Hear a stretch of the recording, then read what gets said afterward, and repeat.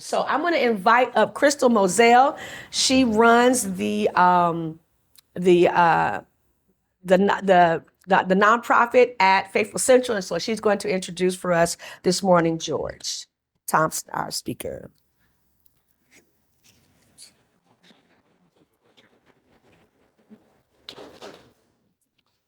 Good morning, everyone. This is a wonderful day to be alive. I am a student of Reverend Murray. My family actually have been members prior to him even being a pastor. So I am more than elated to be here today, and definitely am proud to have sat at his feet for several years, many years of my life. So I needed to mention that today. But getting on to what we're doing today. Financial and economic empowerment.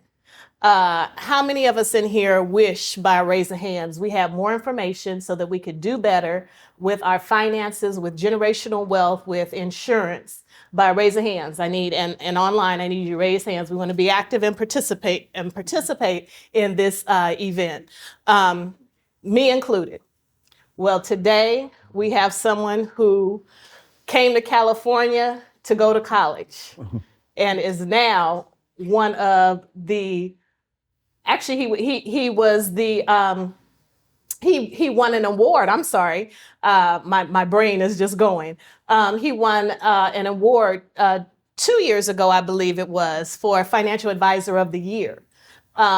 Premier African-American investment advisor here in Los Angeles, who is coming to present and speak to you guys today on how we can do better because we know better and because we're going to take action as it pertains to our finances and our estates, our insurance, our taxes. He's going to cover a plethora of things, but I wanted you to know that I personally follow him because he is one person that I know personally who not only talks the talk, but he walks the walk that he talks. And I've seen it personally, and I can attest to that. So without further ado, I want to introduce to you Pastor George Thompson, who is our stewardship and finance pastor at Faithful Central Bible Church. He is also a registered investment advisor with the SEC. But what I do want to disclaim for him right now is that nothing is financial advice. If you guys want, we have resources for us to give you independent advice based on you and your situation. So this is going to be broad. But without further ado, Pastor George Thompson of Faithful Central Bible Church and Thompson Wealth Management. Thank you, sister. That's awesome. Thank you. Hey, everybody. I just want to let you know up front, I'm very excited. I'm excited. So I just want to let you know that up front. I'm excited for two reasons. One is I spoke a few years ago and they told me to come down here and speak. And then the pandemic hit and they told me don't come down here and speak. So then I did it over Zoom and everything like that. And so I'm so excited to be able to come here and be able to present to you. So if it looks like I'm staring at you, I am. And then also, you guys, it's a great time also for us to be here. And today I want to talk to you about some opportunities that'll help you be successful. So just want to lay a little bit of groundwork before we get going. I'm going to outline 5 ways that if you do these 5 things, it'll help you be more successful, not only in life, but also there are pastors here and also you work with people and everything. So I also want you to teach this to other people. Can everyone and I may also say something and I'll ask you to repeat after me. Is that okay, everybody? The reason why we do that is it helps me a little bit. And then I don't know if you've ever been to a black church, but they say something called call and respond. So I may call you. I just need somebody to pick up. All right. So we're going to kind of walk through some things here everywhere. So we already walked through them. She already gave out disclosures, but I just wanted to say that again is that, just real quick background. And I mean all this humbly. I've been a pastor at Faithful Central for 18 years. I teach in the area of finance and stewardship. Can everybody hold up four fingers? You have stewardship over 4 areas of your life. The first is time. There's 86,400 seconds in a day. You can count them if you ain't got the time. But you understand it's like a bank, so you have to be very good stewards over that. God bless you with that every day. The second thing that you have is a talent or a skill. In Ephesians 2:10, you learn that we're all uniquely made, so you have a skill. You want to make sure you're utilizing that. So many of you that are pastors are thinking about people in your church or organization that they're not fully utilizing all the gifts that they have. Number 3 is the temple, your body, from the top of your head to the tips of your toes. You are blessed with a body. You wake up every morning. There's some people that don't wake up every morning. You want to utilize that to the fullest. And then number 4, to make sure we're having fun, is your treasure. That's your finances. How well you manage your finances.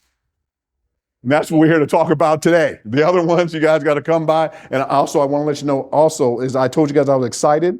So it's not that when I tell you that I'm excited that you might see me talk fast or get excited, and they already disclaimed it about investments. I may bring up an investment and everything. So if I say, was there an Amazon truck driving down your street, Kimberly, then what I'm doing is that's an example. I didn't specifically say you need to buy Amazon stock, but hey, if you want to own the stocks, you guys want to build a financial future, if you guys want to do that, I'll show you guys how we build something called a wealth notebook. And I'll be more than happy to show you how to build that for you and your family and all the people that are pastors here at churches. I'll show you how to build a plan for your entire church. And then we do something called train the trainer.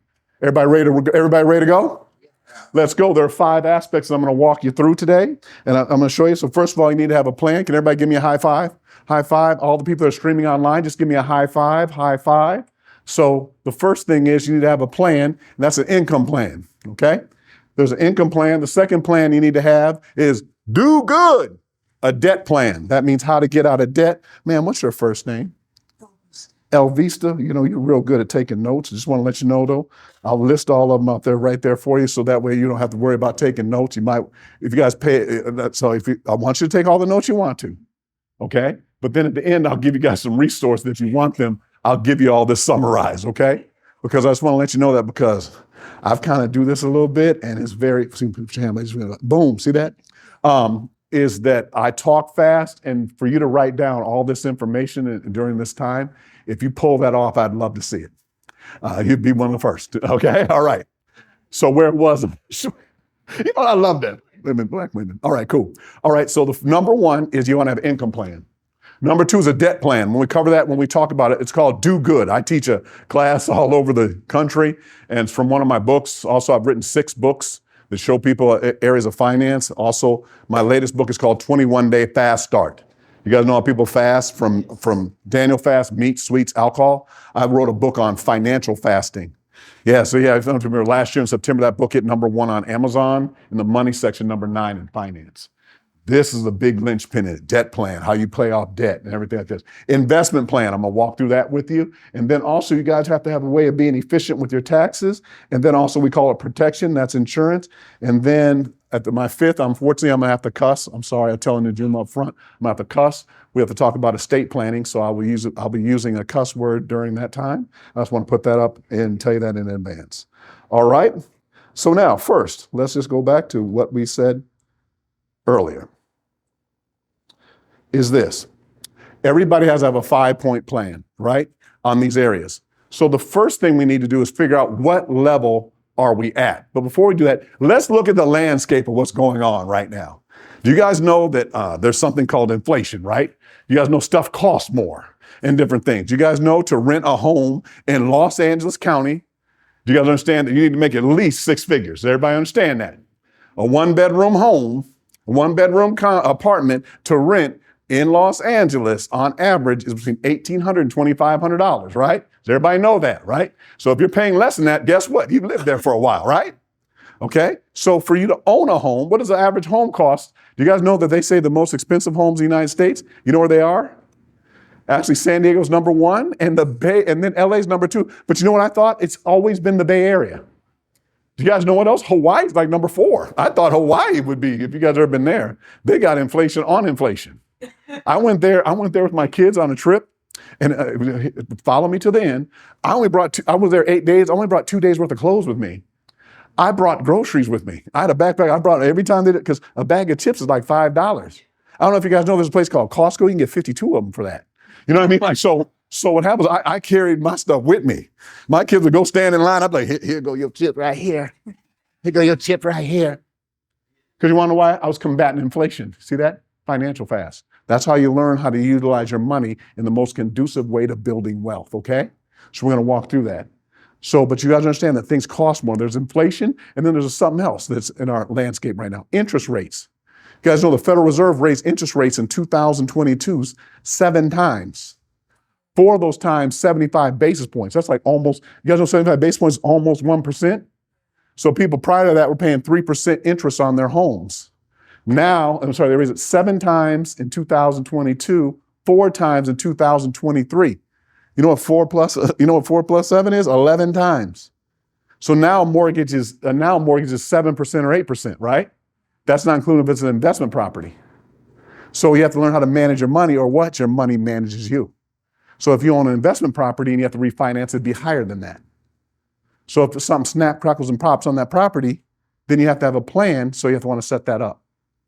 So that's why you want to understand the landscape and be able to work with that. Also, you want to learn how to invest, right? There's a bond market and there's a stock market and there's a real estate market. You have to learn how to manage those.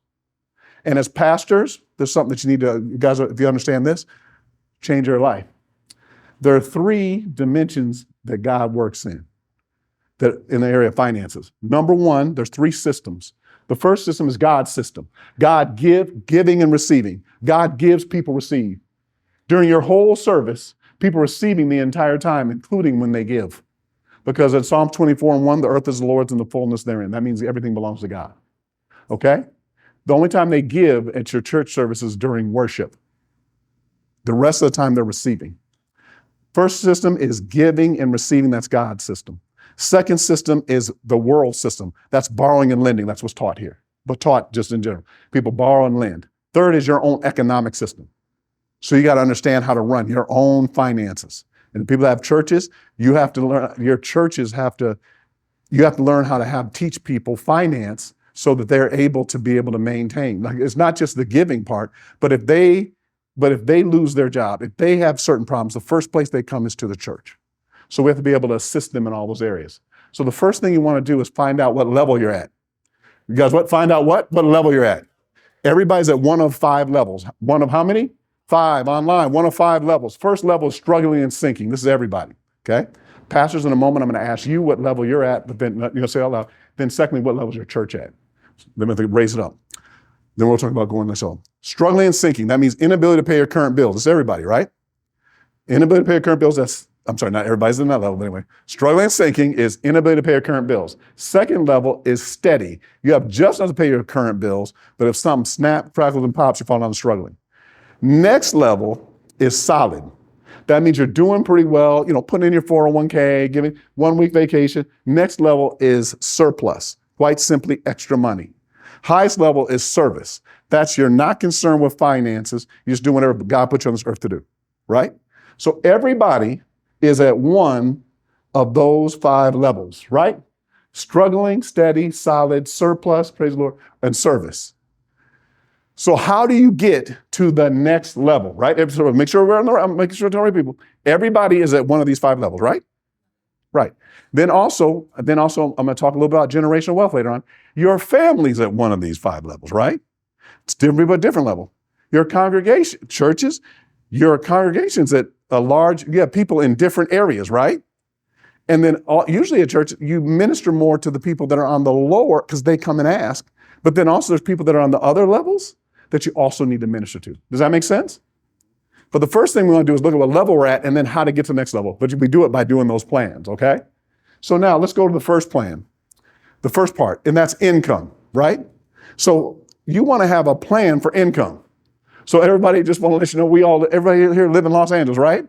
Do you remember when you used to have a job and you could have a job and then you could go out and get a mortgage and get a house? Remember you could get one, you had one job and it could just go out and get it. Do you guys know that now when you graduate from college, there was a time when I graduated, you could go out and get a house that following year. That's not really happening right now, right? Because the average person has to make over 200, the figures, let's say the average home is about $800,000. Do you understand 800,000? Someone says, oh no, I saw one for 400. Okay, but then there's some of them that are 2 and 3 million, right? So when you average it out, does anybody, okay, and by the way, at the end, if you guys want to, because I'm just kind of going faster, if you want to debate any of these topics, I'll be more than happy to debate any of them with you. Does everybody understand though, $800,000. Everybody, that sound about right? Average home. So then how do people get one? So first we want to have our income sources, okay? So first is people have a job, right? Then the second income source is that sometimes people have a second job, but you want to make sure the second job that you have is conducive to the other job. Like, in other words, like, can I use an attorney? Like, I'll use that legal, and then I'm gonna go to food because I like to eat. So let's say someone's an attorney and they do like estate planning. Then they also may want to have a notary business, like other things that are estate planning, other things that are complementary to that. Like what you saw I'll use Crystal as an example. Crystal used that as an example today. She said, George is a pastor of finance, and I'm a registered investment advisor. So I have a staff at the church that supports me, and I have 7 employees that support me in my financial planning business, right? Then I have a speaking business, and I have a seminar. Like there's other things, but they're the same thing. I'm not doing something and then like brain surgery. Like I'm not doing something completely separate. So can I go to food? And then I would do questions and different things, but think about something that you can do that's complementary that can add income to it. So I'm going to use food business because you saw this during the pandemic heavily, is people have a restaurant, but then they have a catering business. Then, there are people we had a lot of people did food trucks, and now now you guys know food trucks do weddings now.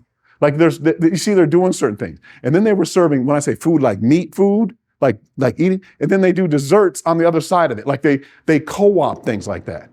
So I just want to ask you guys just to think about this, is that one, have a main thing, the main thing they say.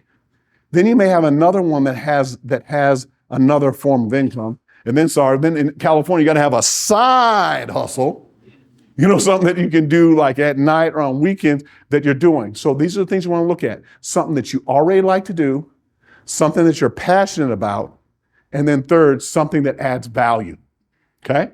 Then, by the way, I grew up in the Midwest in Minnesota, and I don't know if you know they have farming there and everything. Think about this. You have to plant something in order to get something back.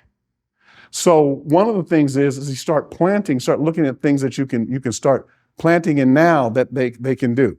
Now, there's a misnomer going out there. There's something called passive income.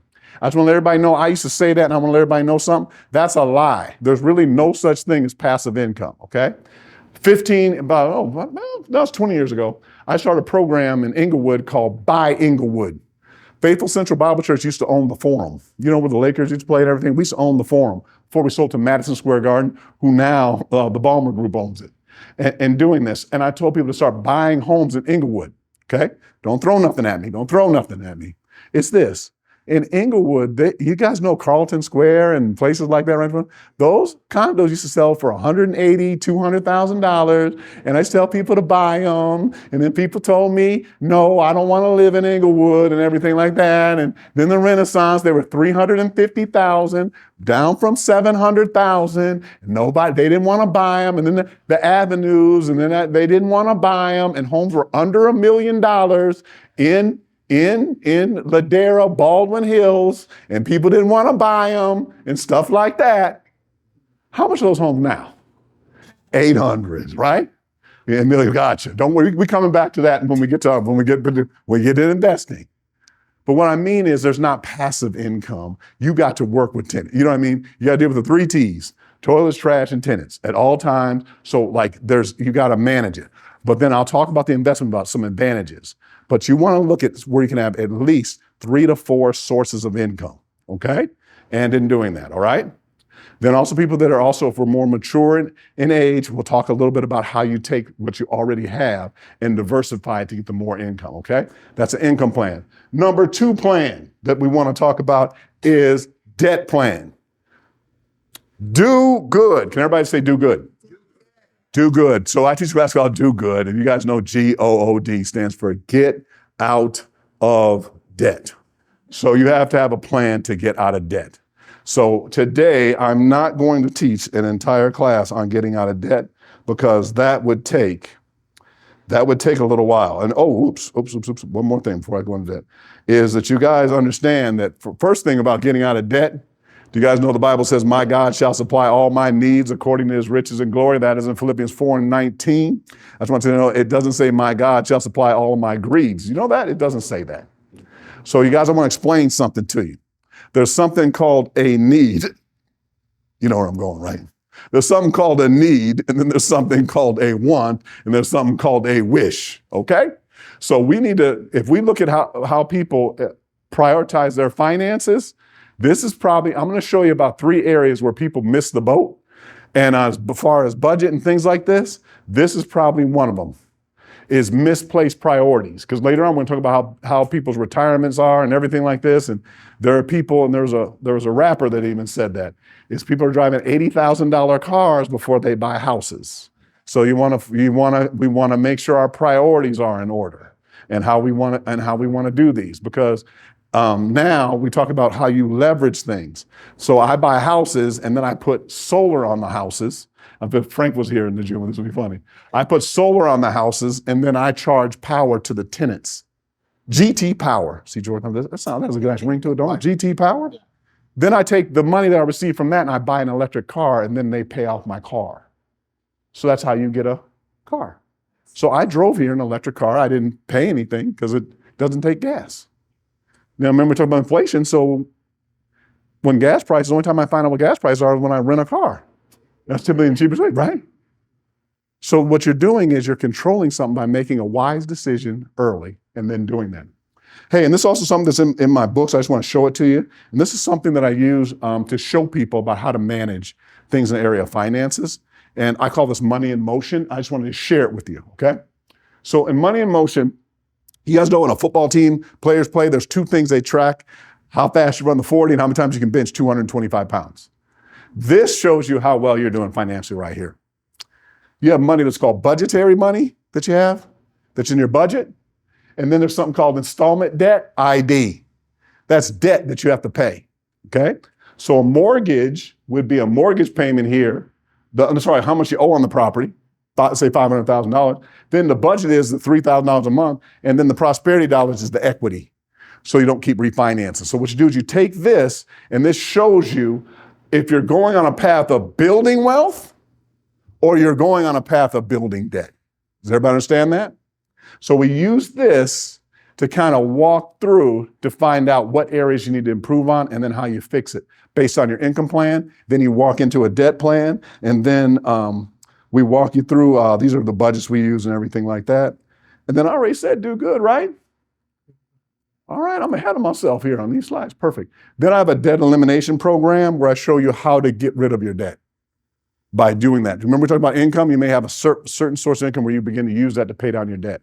Does everybody understand why it's very important to pay down your debt very rapidly? Okay, why you pay down your debt very rapidly is this. That is an income cash flow killer. Do you guys know that, you know what's coming around at the beginning of the month? The 1st. So then people are paying either rent, mortgages, and different things, and they might not have anything left. So then what happens is you're just running on a hamster. Then you say, there are people that actually are walking around thinking they'll never own a home in California. But actually you can. And it starts with you by managing what you already have. Stewardship, remember I said that, stewardship, okay? So we want to have a specific debt plan. So I said income plan, debt plan, and then number 3, investment plan. So you have to have a plan of where does your money go. Do you guys hold up 3 fingers? Hold up 3 fingers. Whenever you make money, dollar, you can either spend it, right? Lend it. That means put it in the bank. A third is own something. So investments, let's talk about them. 1, checking savings account, right? Then you have something called a brokerage account. Then you have retirements, right? IRA, 401k, if you work for a nonprofit, 403b, and then you have, if you haven't heard of those, SEP is a pension, and then just an IRA. These need to be set up. That's part A. You need to have some of those. And do you guys remember that? So that's, you pay down debt, but then you're also putting away money every month. That's investing. So now you need to do that. Then if you own a business, everyone, that business needs to have that exact same thing. No one even asks. Someone says, why does my business need to have extra money and everything like this? In case you want to buy another business. Right now, you guys see all these rains that are coming? There's two things I'm mad about. One is I didn't invent Velcro. Two is I didn't do roofing, because in California, do you guys know there's a song out that says it never rains in Southern California? I'm getting all my money back. I want to take it back where it said it never rains. Do you guys know that this rain has caused, do you guys know, like, as far as a property owner and all the things is this, do you know it's not even the roof so much? You know what it really is? Our gutter systems aren't prepared to be able to hold the water, so it's the stuff on the floor. I have to resurface certain things. So there's certain things you have to do, like, so think about how you can do those businesses or partner with those businesses, okay? So that's the things you want to invest in. Now, when we say investing, you know, sometimes we get where people say, I don't know how to invest, or I'm not sure about how investing works, or different things like this, you know, like how it works. But do you guys know that you guys invest every day, all the time? Let's just go through your day. You guys get up in the morning, right? And then also in the chat, which is that you see that, just look at the things you guys just do on a daily basis. So let's look at this first thing in the morning. You get up, you take your covers off, right? And I know everyone's going to say they pray, because, you know, I know they do that, but you take the covers off your bed. Where did they come from? Name this, guys, don't name what I'm saying. Name a company specifically. Where those covers come from?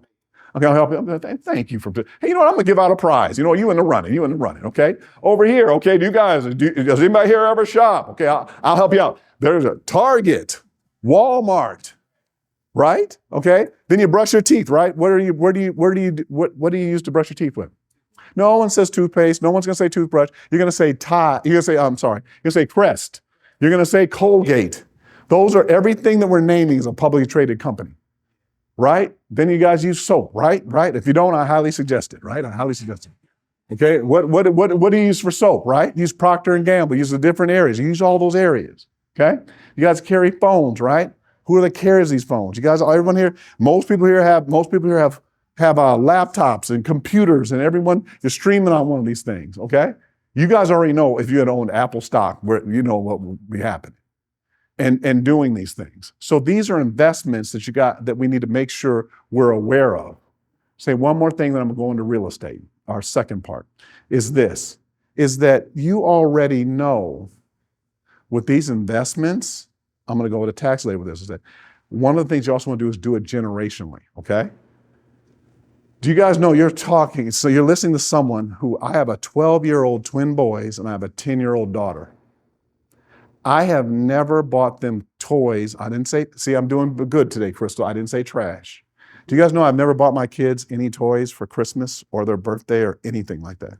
Now, my wife, I'm gonna say this before the people run up here and grab me. There's women on the deaconess board of our church that want to fight me in the parking lot when they found out that I don't buy my kids any toys. They're 12 years old. I have never one time bought them a toy, a fire truck, or anything for their birthday or Christmas. Just hear me out. Since they've been born, I buy them stock in the companies that I see that they were going to do that. And all of them own a house. They all own a property. Now, let me say the second thing that people don't understand. They own properties. They'll never, ever, ever be able to live in them. Like someone always said when they're in college, hey, you're going to let them run? No, okay? In my book, I call it, don't kill the golden goose to do it. If you have a goose that's laying golden eggs, what they do is they kill the goose and eat it, right? But why would someone do that, right? So now let's go back to toys. So I remember, like it was yesterday, my daughter was called, she was about 7. They said they're having an American Girl party down at the Grove. And they're gonna do an American Girl party, and then they said at 12 o'clock, at 3 o'clock, they're gonna go to Cheesecake Factory. I said, we'll be there at 2:45, because we're not going to the American Girl thing. I go down there and I explain to her what Mattel stock is, and I buy it from her and take a picture of her at Cheesecake Factory. It's almost been 5 years. So I'm gonna ask her, she ain't even talking to people no more, 1. 2 is, that toy would be gone, but she still owns the stock. We did Holiday Hope with Magic Johnson, where we gave out toys and everything. The kids, Magic Johnson was there and everything, and we walked by and they were giving out American Girl and Hot Wheels to people. My daughter walks by and goes, oh my goodness, look at all that Mattel. Turns and says, Daddy, she's 10 now. Daddy, are we gonna buy some more Mattel stock? The vice president of Mattel, all those Mattel people, turned to that girl and goes, who's your dad? And then the whole church pointed over there and said, this guy right here. Can I ask everybody a question? Do I love my children? I've never bought them a toy. I don't buy American Girl dolls. I don't buy Hot Wheels. I don't buy, well, this stuff gets bought on Amazon, but I don't buy it for Christmas or that or doing it. But do you understand why we're buying stock? What am I teaching? Two things, right? What am I teaching them? Generational wealth, and that I don't spend money, I invest it. So they can almost tell when they go in a store. I'm not giving out stock range, but like I own Costco, Costco keeps the cost low. They'll say that. They know that I own that stock because they see how I react when I'm in the store. If I'm in the store and I own the stock, I act like you're throwing acid on me. I'm like, can I buy this? And you're like, this. I'm like, oh no. We just get essentials, and we're just trying to get in here and get out of here. Because in my mind, I want to receive dividends. Someone say dividends. You understand that what I'm talking about right now is about investing, but I'm also talking about a mindset, okay? So that's one, investments. That's part A. Part 3 is investment. And then B of 3. Remember, A is stocks, bonds, mutual funds, having accounts and all those things and setting them up. But then part B is real estate. You have to have a real estate strategy now. And I think that what people are lacking is a plan. And they're not utilizing their resources. You may not be able to buy a house by yourself right now. But you know what you should do is really look at, and the family members are a little bit tough, but I want you to look at who you can partner with where you guys can do it. I was teaching our young adult, Brandon, I was talking about this. I was teaching our young adults at Faithful Central, and I came in and I saw there were 3 girls sitting together. I said, hey, you know what you guys should do is that, I'm telling you where I'm going with them. I'm trying to get them to buy a 3-unit building. I said, I need somebody that got credit. Somebody got to have some credit. Somebody got to have some income. And somebody got to have some know-how, mean they can manage stuff. But you see that and partner with people and buy it.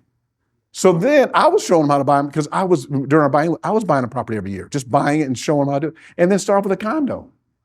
And then if you can't fix it up and you live in it, then you just cover stuff. If there's a crack on the floor, put a rug down.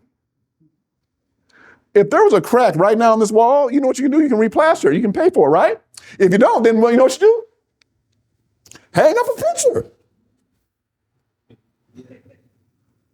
There are people that don't buy it. And then next year, it went from 400 to 500. Or interest rates are high now, and they say, I can only make the payment. Well, just put the rug down. Because see, once you own it, you secure that monthly payment. When you own a house, the payment does not go up. When you're renting, they can continue to change the payment. And then I have one tenant that's lived in one of my properties over 20 years. So she's essentially paid it off. And then wait, this happened this week. I had a tenant come to me and said, he saw one of my videos. Said, will you help me with my finances? And you know what I told him? I said, yes, I will. He goes, well, I'll move out one day and that. I said, it's okay. I said, as a matter of fact, with one of my tenants, if he moved out, you know what I do? I'd probably help him with the payment. You know what I do? I might buy the house and then me amortize, me be the bank. You want to know what? I call that the bank method. The gentleman, that's not on the slides today, but you got to come back another day. That's another day. I'm saying I'm gonna send I got a little invoice for that one though. You know what I'm saying? Questions right now? Or? Yeah, I'll do 2 more, and then I have to hit tax inflation, then I have to cuss, and then I'll be done. So yes, let's do questions. Right, let's do a few questions right now. Then give me a time check. Yes. When I saw those levels of struggling all the way to what's Service. Yes. Service. Yeah. Those that are in service, some of us are investors. Yeah. Do you do market value rent? Even if you bought it $300,000, are you charging, and not just you, but Right. what do we do as investors with a faith? And we need folks that are struggling to be renters. That is a great. And then, by the way, what's your first name? Jack. Jack is not a paid actor. I did not tell Jack to ask this question. Jack, but I'm answering that question in when I go to protection. Jack, that's why you guys need to, Jack, you in the running for the prize. Do you guys, I was trying to encourage you to own real estate so that you can give people a chance. You see how I gave 2 illustrations, Jack? My next illustration was a young lady that moved into one of my units and she had 2 kids and her credit was bad. And when you send your credit to people, they don't know how to read it. When you send it to a corporation, they just go off the score. I actually read her credit report, and she said, I explained to her what the negative was, and she said she was in the hospital, and I said, I'll tell you what, I charged her an extra $1,000 deposit, and I said, I'll give it back to you if you fix it. So I did two things. Why did I charge her the $1,000? To get her to fix it. If I would have just let her move, first of all, she would have got rejected somewhere else. I gave her an opportunity, and then you can do that because when you own it. Now, to answer your direct question about market rents, everybody, so that we're clear, you have to have a number, Jack, this is a little bit more advanced, that you need to charge for the property to maintain it. That means what the mortgage is, what that is, and then you need about a 10% buffer. You need a buffer. There's your percentages. And you run it on 12 months, on 10 months, not 12, because someone may move out or do something or something may happen. I used to say something may happen and everybody would say, oh, it ain't nothing gonna happen. Then COVID hit. You can't go to work unless you're a firefighter, police officer, whatever. Like you know, that's why I wasn't here in person. That's why I'm staring at y'all now. But so there's marginal numbers that you need to have that make it affordable, and then in your area. But this is really where you make the difference is you keep tenants that are in, you keep them in there. Like there are people that are paying way below market rent because they've been there a long time, and you never push them out or you do things like that, or they're retired or different things like that. But yeah, so you can set that, but that's one of the reasons why you have an advantage. But now your finances have to be in order to be able to do that. Because right now, if you buy a house right now and it's $800,000, that's $4,000 or $5,000 a month rent. You know what I mean? Like the numbers have to match up. So yes, in the back, Najuma, and then up here, and then I want to hit my other two. Yes. Yeah, it's not really a question, it's a statement that when you said only real estate for the purpose of giving people a chance. And I thought about that's a great mission statement for a church that's thinking about doing some government. Right. In addition to the investment piece, I think for a lot of churches, you know, the investment, the money piece is actually not what I've learned is not so it's not an incentive. Like when you say, oh, we can have an investment program, make money. Right. It's interesting. A lot of churches are like, we don't want to do that. But Right. But to say it that way, Right. But the chance is I just say. But right. So can I say this to you and all churches? Because this is something that is kind of my soapbox and gotcha. But even if you aren't, but I just want you to understand from church. Do you know who the largest landowners are in the United States of America? I'll start listing, I'm sorry to you. There's something called REITs. Hey, excuse me, Pastor, can you let me finish my point though? Hey, tell them to let me finish my point. See, I got this now. I call, but I ain't ready for the response. The phone's still ringing. Okay, tell Najuma. I let her say her point, so let me know. Okay, I'm gonna get to them, but I gotta list some other people first. Okay, gotcha. You guys, there's something called REITs. Those are stand for Real Estate Investment Trusts. They hold a lot of land. You guys know where a Walmart, a Target, or a Costco, or a Home Depot sit? They actually don't own that land. They're leasing that out from another company. Also, all these buildings. Okay. All these buildings all up and down the street. There's a Panda right there. There's a McDonald's right there. You guys understand? You notice this stuff now, okay? Then you guys know who another large landowner. You know who's in the real estate business that everybody don't know? McDonald's is in the real estate business. They're one of the largest landowners in the United States of America. And then, do you know who is one of the largest landowners? And on the count of three, everybody, you guys get ready. On the count of three, I'm ready for them now, okay? On the count of three, 1, 2, 3, it's. So you guys understand that the land is not being utilized properly? So that's something. And then Dr. Najuma, that's something we can talk about on another day if you guys want me to come back and talk about this. But as you guys know, at Faithful Central, we lease out our parking all the time. We're less than 3 miles away from SoFi Stadium, from LAX, and we rent out our space. We will pay off. We'll be paying off our mortgage shortly at our church, and that's one of the because we have different plates or different income, and that lets us be able to minister. So then when we also ask people to be community partners, and that's why we have a community development corporation. I'm the CEO, and Crystal right there in front of you, she's the executive director of the community development corporation. Thank you. Yes, give Crystal a hand. I guess I said I was going to give Crystal a hand. She's doing that. So you guys understand when we go to the American artists, we do certain things that help us be able to not only build the community that way, then obviously you already know we need to do financially, but also you guys, you have to build community also. We're not talking about today health-wise. We have to be be more healthy in what we're doing. So we have a machine that takes your blood pressure and everything at church. We have saved so many lives.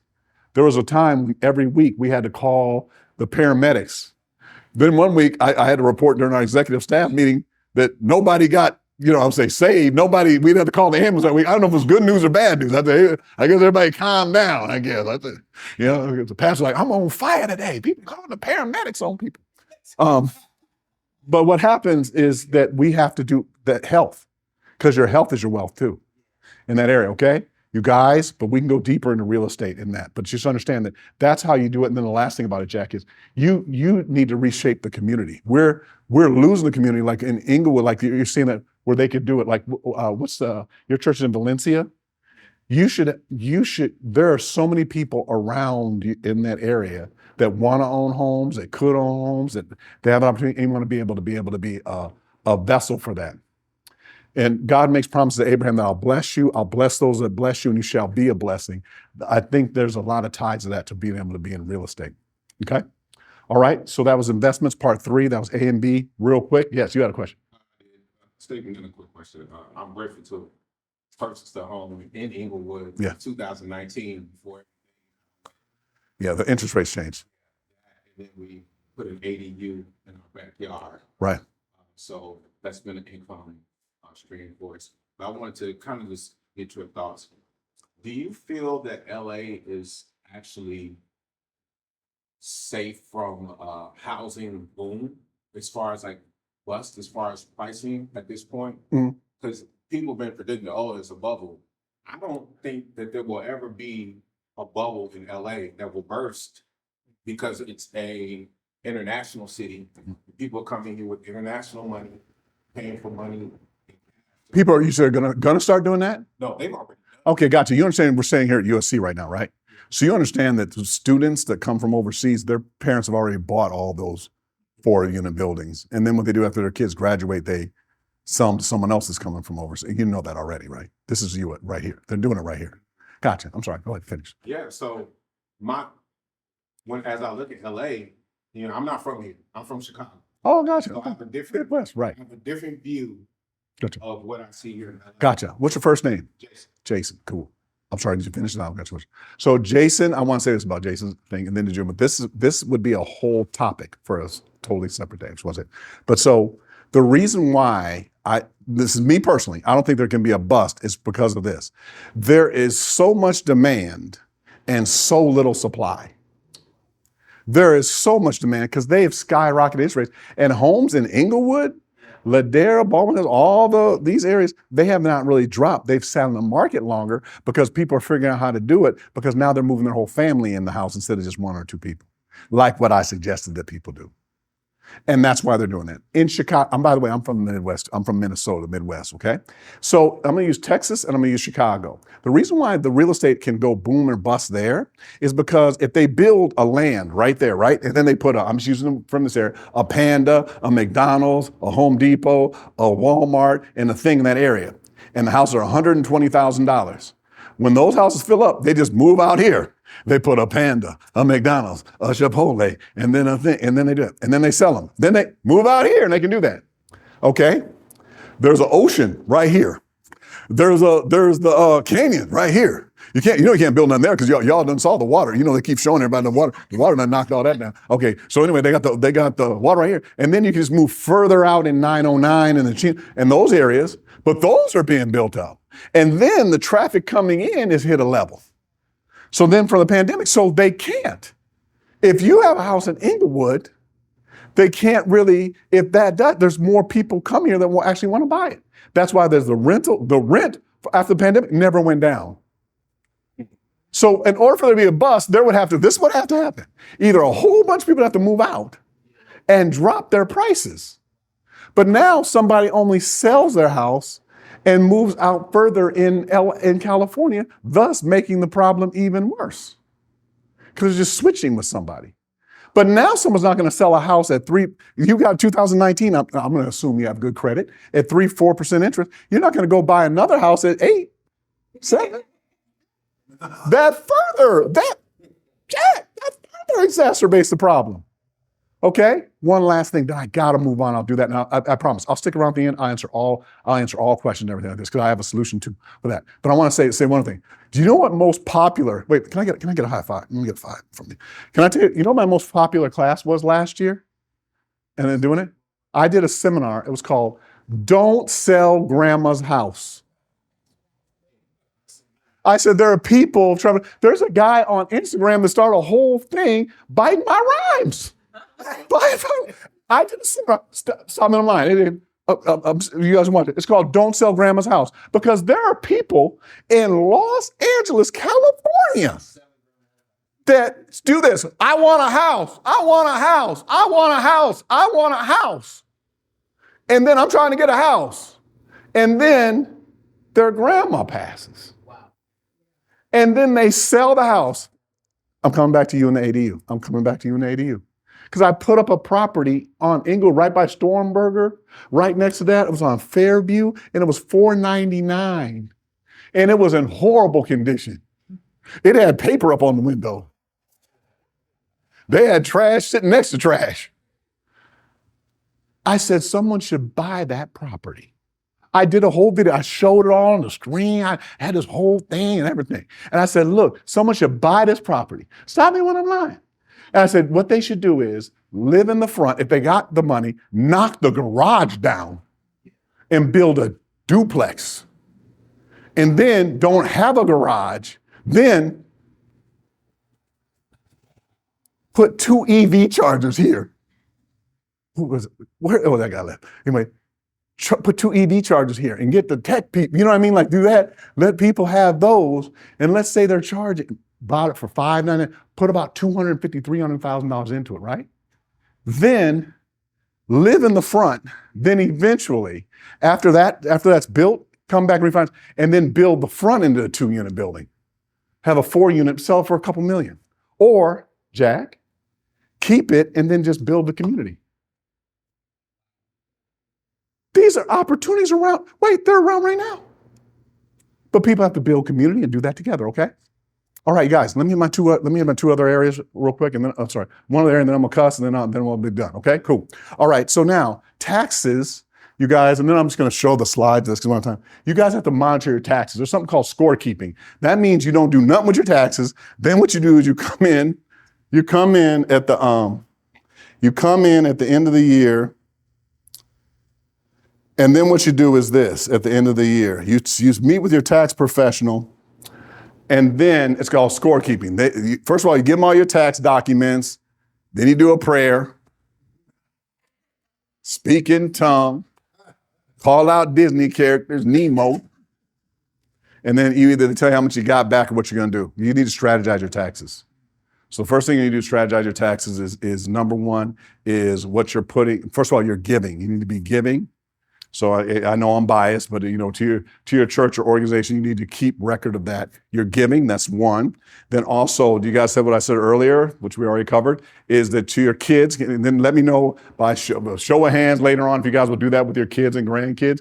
Can you guys buy these? Does anybody here have a child? Anybody have a child? Are you a niece, uncle, nephew? Anybody here? Niece, uncle, have kids? Anybody here have kids? Raise your hand.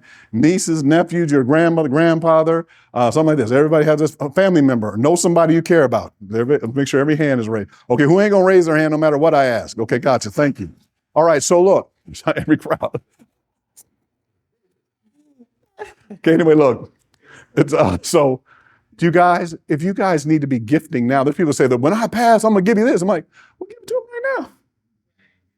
You know what I mean? Like just doing that. I hopefully, if you guys come to the class, you guys will see how if you guys really like a certain product or something like that, buy them the stock. Well, first of all, let's find out what do we do, but start to buying that. That's how generational wealth is passed. So there's tax breaks for that and doing that. Then also just make sure that you have a tax plan, like you're putting into what I said earlier, your 401k, your retirement, your IRAs, and then back to the selling homes. when you guys sell these, you guys pay these capital gains taxes. There's also ways of transferring, and we're not getting those today, but 1031, there's a way of exchanging the property. There's ways of doing certain things you want to look at. And number one is them being in a trust in that area. Then also protection. You guys, there's several types of insurance that you want to have. Now, first of all, everybody, I'm sure you all have car insurance, right? Indemnify against a loss. And there's certain things, and this would be a whole session, but I just want to say, make sure you have insurance for your car. Then also there's something called disability insurance. Then there's something called long-term care insurance, health insurance.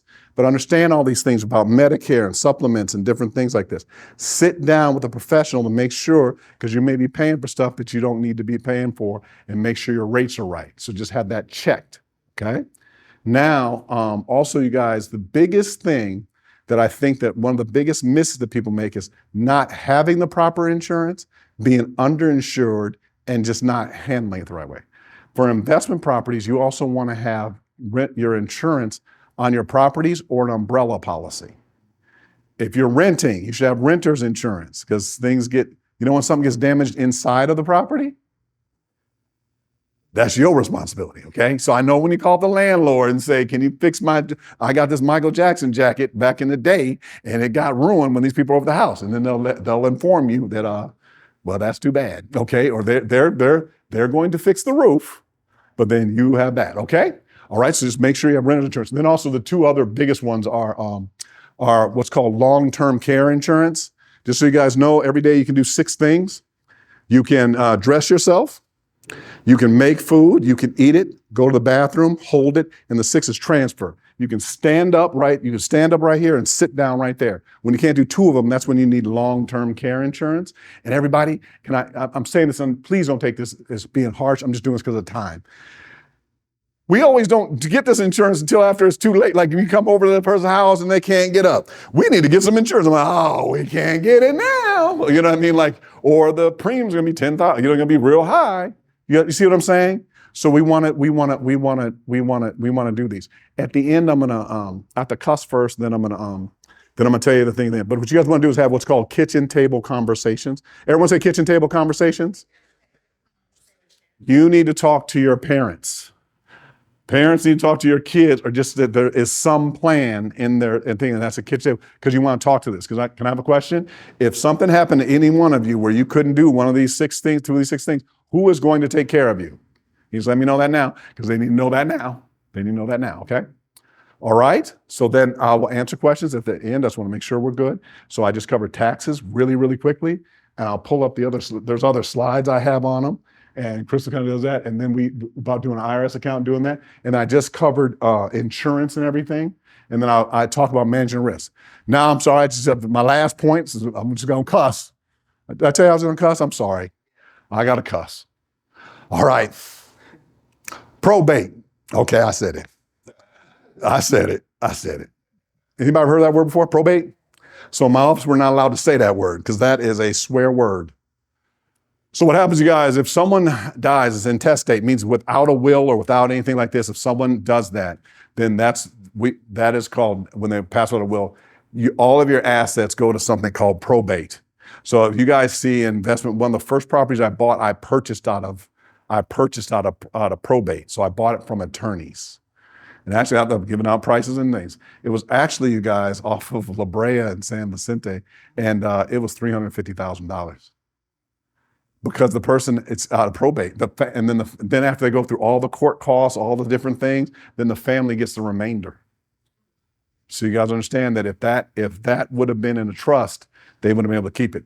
So just real quickly, that you want to, if you don't plan this and have an estate plan, then it goes public. That means everyone's going to be calling your relatives, saying they're that, and trying to attach to the properties and doing all those things. And the cost and the time. It used to take 2 years to get out of probate, typically on average. That was before the pandemic. And then now we're finding out now who's gotten out since that. So it takes a lot of time and the expenses. Now, you want to have a living trust, because these are elements of a living trust. Estate plan. A living trust. POA, power of attorney. And there's 2 types of power of attorney. One is for health. The other one is for finance, to make financial decisions. Okay? Then after that, you also want to have a pour over will. Okay? And then you want to have something called healthcare directives. If you go to the hospital, since you don't want to participate, do you want to be revived or do you not want to be revived? Okay? Do you want to be hooked up to the machine? You want to find out all of those things. And then you want to have, and this is real simple. It's called bequest sheets. That means on your trust, you want to make sure you write down this gold, like this gold chain, this, that, I want to go to who. So you just have it written. Don't have it typed in the trust. You want to have it written so that everybody knows who's going to get what. So they aren't all arguing about it, okay? That's what you want to have. And then that is private. And then also, you guys, you know your property, if it's in a trust, you want to keep it in the trust even afterwards, okay?